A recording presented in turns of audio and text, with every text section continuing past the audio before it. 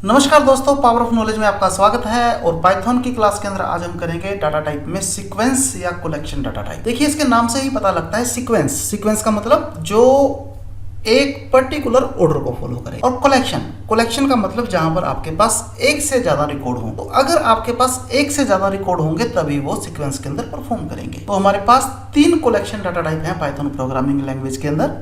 Number 1 पे आता है लिस्ट, नंबर 2 टपल और नंबर 3 रेंज। आज हम बात करेंगे लिस्ट और टपल के बारे में।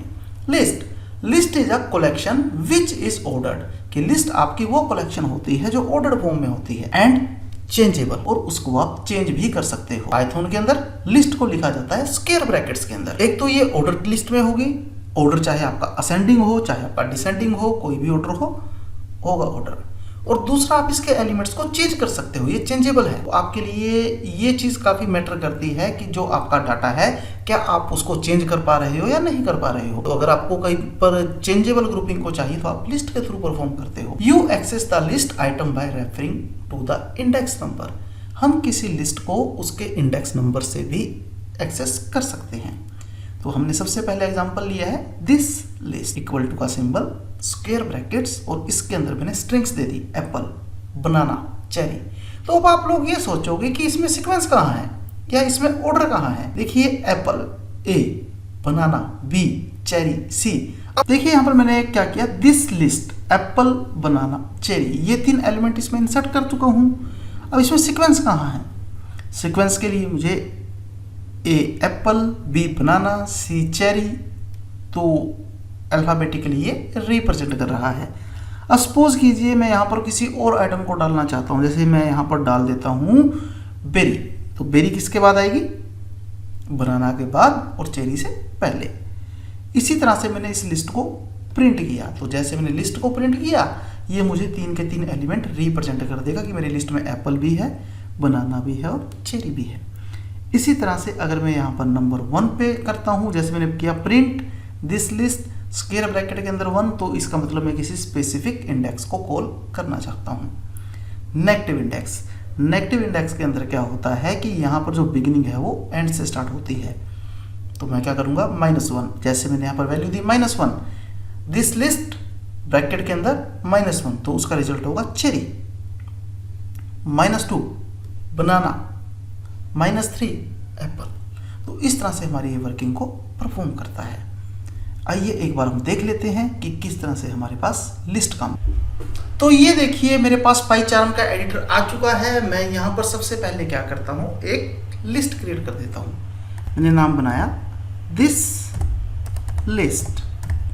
तो ये दिस लिस्ट का मैंने नाम बनाया है और इसके अंदर मैं कुछ एलिमेंट दे देता हूँ। जैसे मैंने एलिमेंट दे दिया ए,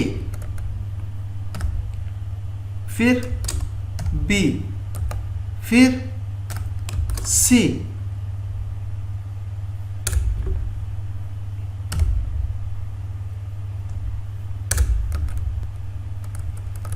फिर सी। तो ये लिस्ट मेरे पास क्रिएट हो चुकी है। मैं इस लिस्ट को प्रिंट करता हूं। Print bracket this list. तो मैंने प्रोग्राम को अपने को रन किया। जैसे ही मैंने इसको रन किया, उसने मुझे रिजल्ट प्रोड्यूस कर दिए ए बी सी।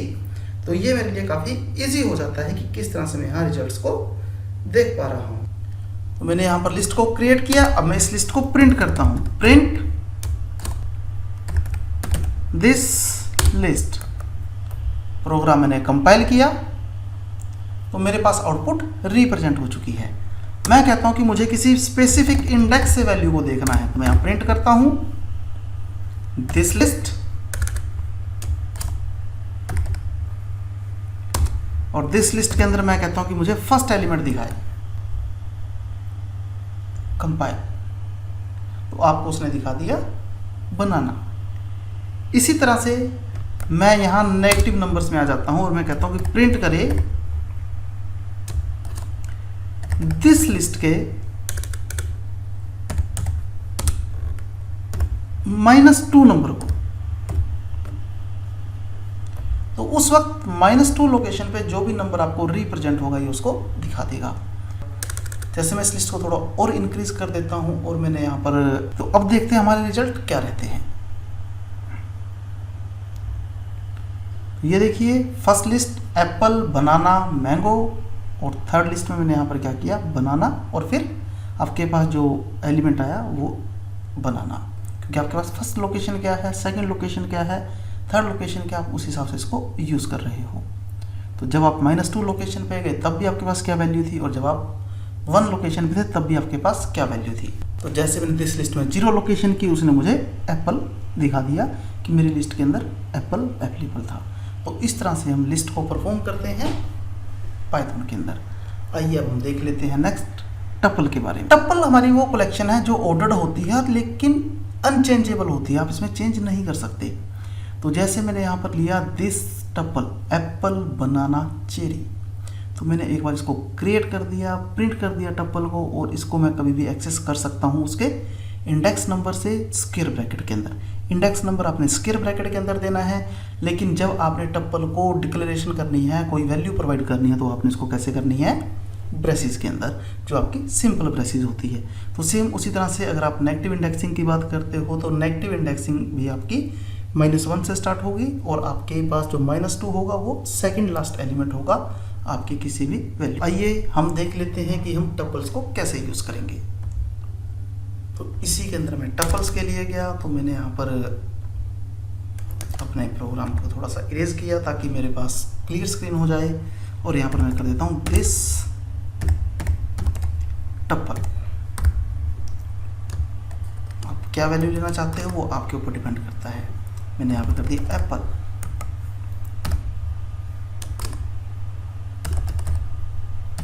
बनाना,